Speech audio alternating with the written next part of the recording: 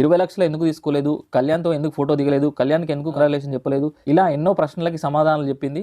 Hello guys, నిన్న Tanuja live చూసిన వాళ్ళు ఎంతమంది ఆమె మాటలకు ఫిదా అయిపోయారో కమెంట్ చేయండి.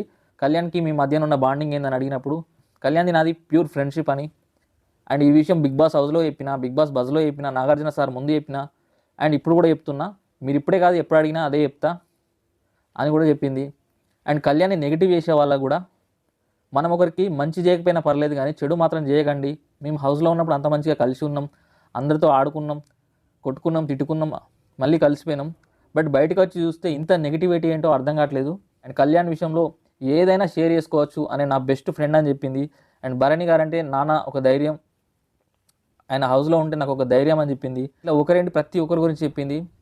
అండ్ తన క్యారెక్టరు ఎంత మంచిదంటే, హౌస్లోకి ఎవరన్నా వస్తే ఎంత నెగిటివిటీ పెట్టుకొని వచ్చినా కూడా, ఈవెన్ ఆయేష కానీ మాధురి గారు కానీ చాలామంది ఎంతో నెగిటివిటీ పెట్టుకొని హౌస్లోకి వచ్చి తనుజాని ఏదో చేద్దామని చూసిన వాళ్ళందరూ తన మంచితనానికి లొంగిపోయారు. అండ్ ఇప్పుడు ఈ మాటలు విన్న తర్వాత కూడా అంతమంది తనని నెగిటివ్ మాట్లాడినా కూడా వాళ్ళకు కూడా ఎక్కడా కూడా ఒక బూత్ కానీ ఒక నెగిటివ్ మాట కానీ లేకుండా సింపుల్గా నేను ఎక్కడ పుట్టానో అన్నది ఎంత ఇంపార్టెంటో, నేను ఎవరి ప్రేమ పొందుతున్నాననేది కూడా ఇంపార్టెంటే, అండ్ నేను కూడా హ్యూమన్నే అని క్లియర్గా చెప్పింది. అండ్ మనందరం ఇండియన్స్ అని కూడా చెప్పింది. అండ్ కళ్యాణ్ విషయంలో అయితే తనని నెగిటివ్ చేయకండి అని క్లియర్గా చెప్పింది. 20 lakhs ఆఫర్ ఇచ్చినప్పుడు ఎందుకు తీసుకోలేదని అడిగితే కూడా అవి ఎక్కడ చేరాలో అక్కడే చేరినాయి, నేను అనుకున్న చోటకి చేరినాయి అని కూడా క్లియర్గా చెప్పింది. ఐఎమ్ వెరీ మచ్ హ్యాపీ అని చెప్పింది. అండ్ కళ్యాణ్తో కలిసి మీరు ఎందుకు ఫోటో దిగలేదంటే దానికి కూడా క్లారిటీ ఇచ్చింది.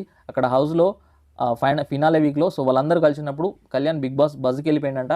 అండ్ తర్వాత వాళ్ళందరూ ఫ్రెండ్స్తో ఉన్నారంట. ఎవరు ఇప్పుడు తనుజ వాళ్ళ ఫ్యామిలీ వచ్చింది, వాళ్ళ అమ్మని ఇన్ని రోజుల నుంచి చూడలేదు, సో వాళ్ళ ఫ్యామిలీతో గడపాలని ఉంటుంది.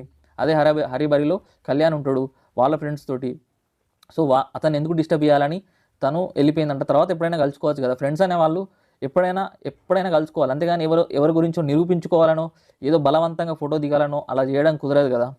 వాళ్ళు ఎప్పుడైనా కావాలనుకుంటే మళ్ళీ ఎక్కడైనా కలిసినప్పుడు ఫోటో దిగుతారు, అది పెద్ద విషయం కాదని చెప్పింది. మళ్ళీ కావాలంటే ఫోటో దిగుతాను అండ్ లైవ్ కూడా పెడతాను, అవసరమైతే అక్కడ లైవ్ పెట్టి మీ అందరికీ అక్కడ ఉన్న వాళ్ళందరూ ఎవరైనా కళ్యాణ్ కానీ, డిమాన్ పవన్ కానీ, రీతు కానీ, ఇమాన్యుల్ కానీ, సో ఎవరున్నా కానీ వాళ్ళతోటి మాట్లాడి అందరితో ఒకసారి లైవ్ ప్లాన్ చేస్తా అని కూడా చెప్పింది. కానీ ఏ మాటగా మాట ఆ లైవ్ చూసిన తర్వాత మాత్రం నాకు చూసినంతసేపు ఆ అమ్మాయి అంటే ఇష్టం లేని వాళ్ళు కూడా ఇష్టపడేలాగా మాట్లాడింది. అంత మెచ్యూరిటీ, అంత సంస్కారం, అంత పద్ధతి.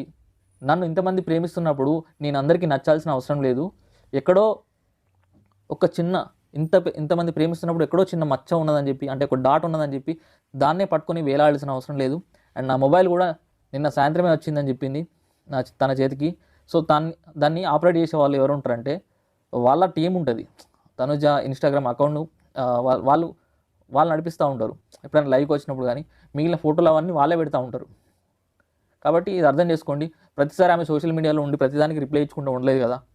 సో వాళ్ళకు కూడా యాక్టర్స్, వాళ్ళకు కూడా ఫ్యామిలీ ఉంటుంది, వాళ్ళు అన్నీ చూసుకోవాలి, దాంతోపాటు ఇది కూడా చూసుకోవాలి. ప్రతి చిన్నదానికి మనమే ఎక్కువ ఓవర్ థింకింగ్ చేసి వాళ్ళ మధ్యన ఏదో ఉందని కళ్యాణ్ వాళ్ళ ఫ్రెండ్షిప్ను అట్టే చెడగొట్టాలని మీరు చూడకండి.